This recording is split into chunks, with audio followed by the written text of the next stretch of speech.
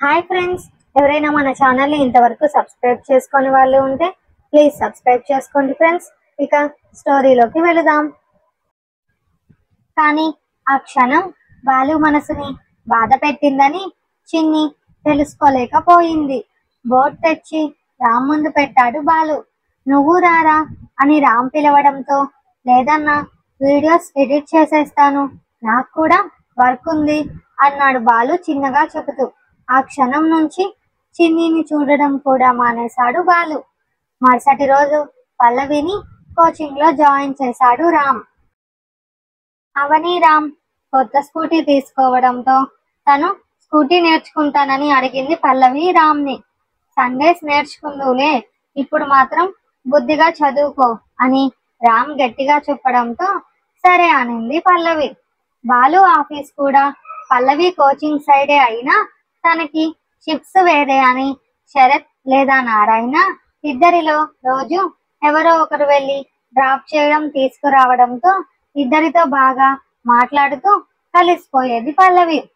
రామ్ అవనిలు తమ బిజినెస్ ని పెంచడానికి తెలివితో పాటు కష్టపడుతూ తమదైన ప్రేమకు అప్పుడప్పుడు సమయం ఇస్తున్నారు.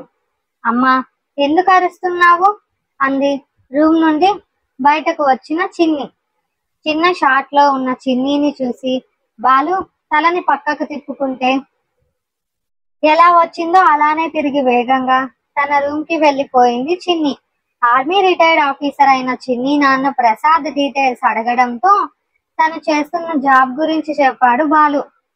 చెప్పుమా, ఎందుకు పిలిచావు అంటూ షార్ట్ పైనే ప్యాంటు వేసుకొని వచ్చింది చిన్ని.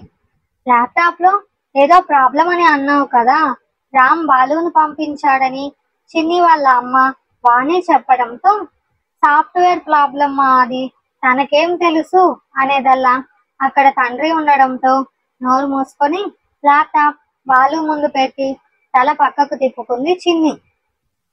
రీజన్, ఇన్ని రోజులు తను ఎంత మాట్లాడించినా బాలు తనతో మాట్లాడకపోవడంతో ఇద్దరి మధ్య మాటలు లేవు. అరగంట తర్వాత, ఇప్పుడు సిస్టమ్ వర్క్ అవుతోంది అంకుల్, ఇక నేను వెళతాను, టైం అవుతోందని పైకి లేచి వెళ్ళిపోయాడు బాలు. డౌట్ గా తన ల్యాప్టాప్ చూసి ఫైల్స్ ఓపెన్ చేసిన చిన్ని, అతనికి ఇవన్నీ ఎలా తెలుసు అనింది చిన్ని. బాలు బీటెక్ కంప్లీట్ చేశాడురా, కంపెనీలో జాబ్ లో ఫస్ట్ ఇంటర్వ్యూలోనే సెలెక్ట్ అయ్యాడంట అని ఆయన నార్మల్ గా చెప్పిన చిన్ని మాత్రం ఆలోచనలలో పడింది. తను రామ్ అవనిల దగ్గర ఉంటాడే అనుకునింది గాని పని చేస్తూ, కానీ ఇప్పుడు జాబ్ గురించి తెలిసి తను ఎందుకు అలా ఆలోచించిందో అర్థం కాక బాలు రామ్ వాళ్ళ ఇంట్లోకి వెళ్ళడం చూసి వెనకాలే వెళ్ళింది చిన్ని. ఈ కొన్ని రోజుల్లో చిన్ని పల్లవి మంచి ఫ్రెండ్స్ అయ్యారు అన్న వాట్సాప్ లో ప్రియా అంట మెసేజ్ అన్నాడు బాలు. ఆర్డర్స్ ఏమోరా అన్నాడు రామ్. కాదన్నా, మీ ఫ్రెండ్ అని బాలు నవ్వడంతో వెంటనే అవని కూడా నవ్వింది. అవునా, ఏం మెసేజ్ చేసిందిరా అని రామ్ అడ్రస్లు సెట్ చేస్తూ అవనిని బాలుని చూడకుండా అడిగాడు. అది అంటున్న బాలుని ఉండమని సైగ చేసిన అవని, రామా, నేను నీ బామ, నీపై కలిగింది ప్రేమ అంది పెద్దగా నవ్వుతూ. అవనితో పాటు బాలు కూడా పెద్దగా నవ్వడంతో ఏమైంది అంది చిన్ని అప్పుడే ఇంట్లోకి వస్తూ. అప్పటికే రామ్ అవనిని బాలుని ఇద్దరిని కోపంగా చూస్తుంటే చిన్నిని చూసిన బాలు నవ్వడం ఆపేశాడు. రామ్ సీరియస్ గానే సైలెంట్ గా చూడడంతో, నీకు ఇష్టమైతే కలిసి డిన్నర్ చేద్దామా, తినింది అరిగే వరకు తిరుగుదామా, తిరుగుతూ ఆకాశంలో చందమామని చూద్దామా, చందమామని చూస్తూ మన ప్రేమను పెంచుకుందామా, ఇది నీకోసం నా మనసు విప్పి రాస్తున్న ప్రేమలేఖ రామా. అవని పూర్తిగా చెప్పడం ఆలస్యం. కింద పడి మరీ దొల్లుతూ నవ్వుతున్న బాలుని చూసి రామ్మోహం ఎర్రగా మారితే అసలు అక్కడ ఏం జరుగుతుందో అర్థం అవ్వక శారదా లక్ష్మిలతో కలిసి తెల్లమొహం వేసింది చిన్ని.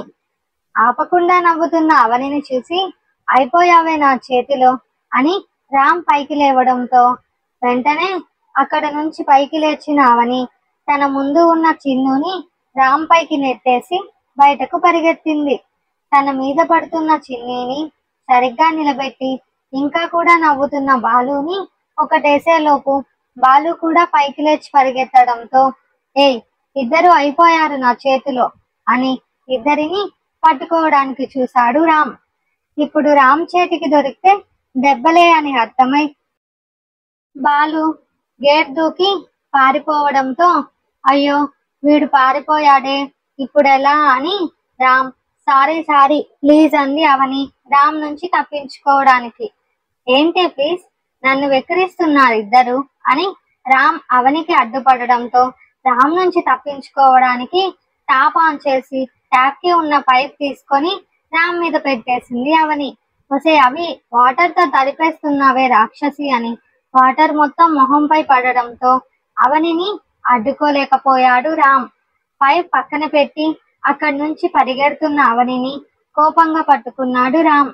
రామ్ నుంచి విడిపించుకోవాలని అవని చూసేంతలో పక్కనే ఫుల్ గా డ్రమ్ లో వాటర్ ఉండడంతో అందులో అవనిని ఎత్తి వదిలేశాడు రామ్. రే అని మొత్తం తడిచిపోవడంతో రామ్ని బూతులు తిట్టేదల్లా అక్కడే కూర్చొని ఉన్న పెద్దవాళ్ళని చూసి తన నోరుని కంట్రోల్ చేసుకుంది అవని. మీ ఆటల వలన డ్రమ్ మొత్తం నీళ్లు పాడు చేసేశారు అని శారదా లక్ష్మి అరుస్తుంటే అదేమీ పట్టించుకోకుండా చీరలో ఉన్నా కూడా అలాగా డ్రమ్ ఎక్కి కిందకు దూకుతున్న అవనిని చూసి వేగంగా వెళ్ళిపోయాడు రామ్. ఇడియట్, ఆగురా అని అరుస్తున్న అవనిని చూసి అవని చిన్నగా, మొన్నే అంత దెబ్బ తగిలించుకున్నావు అని నారాయణ చెబుతున్నా అప్పటికే రామ్ వెనకే వెళ్ళిపోయింది అవని. రూమ్ లో టవల్తో తల తుడుచుకుంటున్న రామ్ ని చూసి వేగంగా వెళ్ళిన అవని రామ్ వీపుపై బాధేసి భుజంపై కొరికేసింది గట్టిగా. ఒసే మెంటల్ దానా అని అవనిని పట్టుకొని రెండు చేతులని వెనక్కి అదిమి లాక్ చేశాడు రామ్. పంది మొహమోడా, అలా ఎలా నీళ్ళల్లో వేస్తావురా అంది అవని అరుస్తూ. నువ్వు మాత్రం నన్ను తడపలేదా, కొట్టకు అని చెప్పి అవని చేతులు వదిలాడు రామ్. కొట్టకుండా ముద్దు పెట్టాలా బండ వెదవ, ఇంకొంచెం అయి ఉంటే నా చేతులు విరిగిపోయావేమో అంది అవని తన చేతులు విదిలిస్తూ.